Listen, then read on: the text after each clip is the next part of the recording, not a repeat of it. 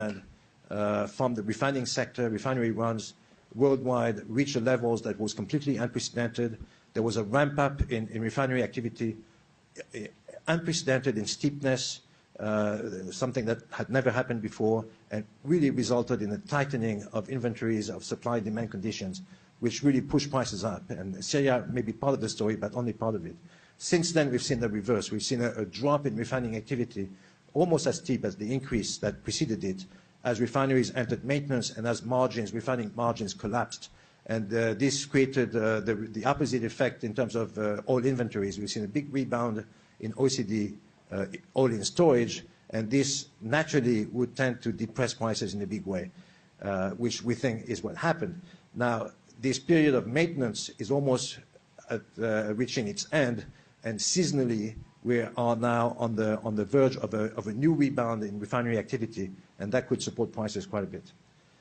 This context this market context is really important in terms of how news developments about Syria or Iran or other sectors can translate into prices.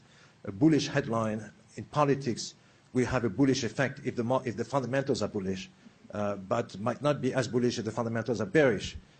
Right now, in the last couple of weeks, we had a very bearish market, and this allowed the bearish headlines about Iran to depress prices. But looking forward, we're going to have a very different type of market conditions.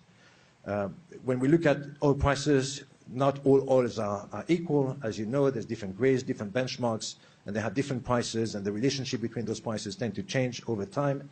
So what we have observed in the first half of last year was a coming together of the key benchmarks, Brent in the North Sea, WTI here in the US.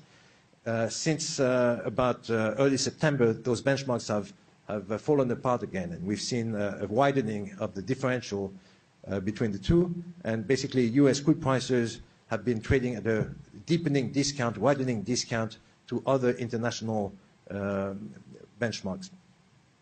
And that's partly because of new production, partly because of the seasonal decrease in runs in the US, and logistical constraints, which are preventing US oil supply from being evacuated and traded internationally.